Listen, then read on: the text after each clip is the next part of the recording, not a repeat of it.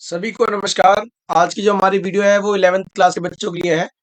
बच्चों 11th class chapter number 6 नागरिकता यानी कि सिटीजनशिप। उसमें एक टॉपिक आता है वो आता है सार्वभौमिक नागरिकता यानी कि यूनिवर्सल सिटीजनशिप के बारे में बताइए या फिर विश्व नागरिकता के बारे में आता है। तो दोनों टॉपिक जो है हम इस वीडियो में कवर करेंगे कि सार्वभौमिक नागरिकता क्या होती है, यूनिवर्सल सिटीजनशिप क्या होती है, विश्व नागरिकता यानी कि ग्लोबल सिटीजनशिप क्या होती है और उसके संबंध में क्या पॉइंट है हम इस वीडियो में जानेंगे। बच्चों, अगर हम बात करें विश्व में तो शरणार्थी और अवैध प्रवासियों की समस्या बहुत ज्यादा है। देखने में ये आता है कि एक देश से दूसरे देश में लोग जाते हैं। कुछ तो लीगली जाते हैं, कुछ लोग जो है इलीगली जाते हैं, या फिर कुछ लोग परेशान होके जाते हैं। जो परेशान होके जाते हैं उनको शरणार्थी कहते हैं। जो इलीगल तरीके से जाते हैं उनको अवैध अप्रवासी कहते हैं। जिसकी वजह से क्या होता है कि एक देश का दूसरे देश की तरफ लोगों का पलायन होता है। पलायन के पीछे बहुत सारे कारण होते हैं, जिसमें युद्ध हो सकता है। मान लो कहीं युद्ध हो रहा है तो दूसरी जगह बचने के लिए लोग चले जाएंगे। उत्पीड़न हो सकता है, अकाल वगैरह पड़ गया, या अन्य कारण हो गया जिससे लोग विस्थापित होते रहते हैं। और जब बात आती है कि इनको नागरिकता देने की या शर्त देने की, तो कई राज्य जो है इन्हें नागरिकता देने के लिए तैयार नहीं होते। और यही कारण है कि जब नागरिकता इनको नहीं मिलती तो ये गैर कानूनी रूप से वहां पे रहते हैं। कहने का तात्पर्य क्या है कि इनको जब सिटीजनशिप नहीं मिलती तो उसका परिणाम ये निकल के आता है कि ये लोग जो है गैर तरीके से रह रहे होते हैं, अवैध रूप से रह रहे होते हैं, और कहीं ना कहीं इनको कोई भी राइट्स नहीं मिल रहे होते हैं। यही कारण है कि इनका जो जीवन होता है वो साधारण सा हो जाता है और कष्टकारी हो जाता है। बच्चों, इस समय समय पर इन लोगों को आधिकारिक रूप से जीवन जीने के लिए और इन लोगों को परमानेंट सेटलमेंट करने के लिए मांग उठती रहती है कि इनको भी कहीं ना कहीं नागरिकता दी जाए जो दूसरे देशों से आए हुए हैं। परंतु जो राज्य होते हैं, जो देश होते हैं, वो नहीं चाहते कि उनके पास अनियंत्रित भीड़ हो। वो नहीं चाहते कि उनकी राज्य की सुरक्षा में चूक हो। इसकी वजह से जो है ये जो लोग आए होते हैं, चाहे वो अवैध अप्रवासी होते हैं या रिफ्यूजी होते हैं, उनको वो नागरिकता देने से परहेज करते हैं। भारत ने भी जो है इसके संबंध में कई बार कदम उठाए हैं। भारत ने भी लोगों को आश्रय दिया है, शरण दी है, चाहे दलाई लामा का केस हो, जिसमें कि दलाई लामा को भारत ने जो है राजनीतिक शरण दी थी। और कई लोग भी जो है भारत की सीमाओं में आ रहे हैं। अगर इन बाहर से आए हुए लोगों की बात करें तो वास्तव में जो इनकी जिंदगी होती है बहुत ज्यादा अच्छी नहीं होती। अगर ये पकड़ लिए जाते हैं या फिर इनको रखा जाता है तो शिविरों में रखा जाता है, डिटेंशन सेंटर में रखा जाता है।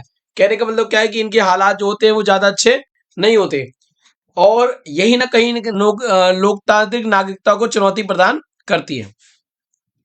राज्यविहीन लोगों का सवाल आज गंभीर समस्या बना हुआ है। लोग अपने घरों से बेघर होकर दूसरे देशों में जाते हैं और अपनी पहचान के लिए तरसते हैं, क्योंकि उन अपने देश से निकल जाते हैं, पर दूसरे देशों से इनको कोई अधिकार नहीं मिलते जब तक कि इनको कहीं ना कहीं सिटीजनशिप नहीं मिल जाए।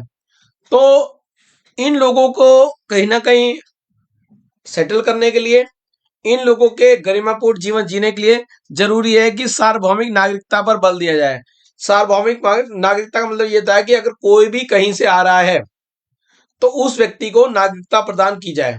जब हम सार्वभौमिक नागरिकता देंगे तो उसका परिणाम निकल के आएगा, यूनिवर्सल सिटीजनशिप देंगे तो इन लोगों को राइट्स भी मिल जाएंगे, कहीं ना कहीं ये अपना गरिमापूर्ण जीवन जी लेंगे।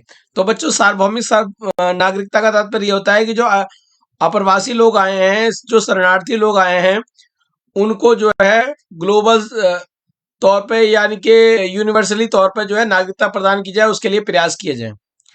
बच्चों, इसमें एक और टॉपिक आ जाता है, वो आता है विश्व नागरिकता यानी कि ग्लोबल सिटीजनशिप क्या है। अगर हम वर्तमान समय की बात करें तो एक ऐसा युग है जिसमें कि विश्व के लोग आसानी से एक दूसरे से जुड़े हुए हैं। हम देखते हैं कि हम जो है कहीं ना कहीं पूरे विश्व के लोगों के साथ जुड़े हुए हैं। इंटरनेट, टेलीविजन, सेल फोन ने लोगों के जीवन में भारी बदलाव ला दिया है। इसी का परिणाम निकल के आता है कि अगर पूरे वर्ल्ड में, पूरे विश्व में कहीं ना कहीं कुछ भी हो रहा है तो हमें 2 मिनट में या 5-10 मिनट में पता चल जाता है तकनीक के माध्यम से। आपने देखा कि विश्व में जो कोरोना हुआ, चाइना से शुरू हुआ, तो पूरे विश्व को पता चल गया कि कहाँ से ये शुरुआत हुआ है और ये क्या क्या कर रहा है। तो वो कहीं ना कहीं ये जो तकनीकी के कारण ही हुआ है। तो इस तरह इसकी वजह से क्या हो गया है कि पूरे विश्व का लोगों का जुड़ाव हो गया है। कहीं कहने का तात्पर्य क्या है, ऐसे लगने लगा है कि पूरा विश्व जो है कहीं ना कहीं एक हो गया है। जो विश्व नागरिकता की बात करते हैं वो कहते हैं कि विश्व कुटुंब नाम की कोई चीज तो है नहीं। कहने का तात्पर्य क्या है कि यूनिवर्सल सिटीजनशिप होती कुछ नहीं है, आप महसूस कर रहे हैं परंतु होती कुछ नहीं है, परंतु एक देश के लोगों का दूसरे देश के प्रति सहानुभूति दर्शाना विश्व नागरिकता को प्रकट करता है।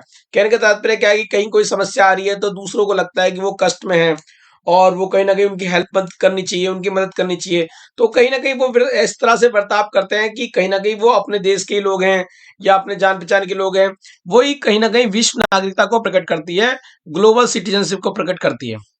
और वो इसको मजबूत करने की बात करते हैं, विश्व नागरिकता को साकार करने की बात करते हैं कि एक ऐसा प्लेटफॉर्म बनाया जाए जिसमें कि विश्व नागरिकता का जो कॉन्सेप्ट निकल के आए। राष्ट्रीय नागरिकता में सुरक्षा और अधिकार प्रदान करती है, मतलब जो हमारे देश की सरकार होती है वो हमारे लिए कहीं ना कहीं सुरक्षा प्रदान करती है और अधिकार देती है। जब हम किसी एक देश के नागरिक हो जाते हैं तो हम वो हमारे लिए सिक्योरिटी का काम करता है, हमारे राष्ट्र के लिए काम करता है। पर कई बार क्या होता है, समस्याओं से निपटना आसान नहीं हो जाता पाता। उस स्थिति में विश्व नागरिकता की जरूरत पड़ती है और हमें चाहिए कि विश्व नागरिकता पर बल दिया जाए, सारे देश के लोगों को एक नागरिक माना जाए, सारे विश्व के नागरिकों को एक नागरिक माना जाए, उनको विश्व नागरिकता के कॉन्सेप्ट में लाया जाए, जिससे कि एक देश दूसरे देश की समस्याओं को हल कर सके।